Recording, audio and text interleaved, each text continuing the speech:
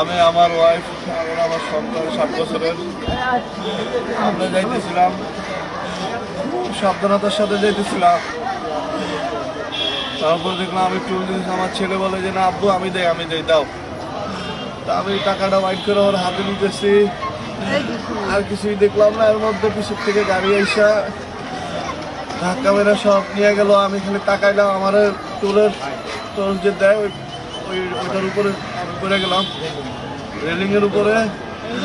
তারপরে আমি পিছনে তাকায় দেখি আমার সন্তান একদম রাস্তায় শুয়ে আছে, চাকা তার মাথার উপর দেখেছে, চোখ বের হয়ে গেছে। আমার বিবিরে নিয়ে গাড়ি শেষরায় চলে যেতেছে। আমি সন্তানকে ধরবো না, বিবিকে ধরো। আমার কিছু হয় নাই, পাও একটু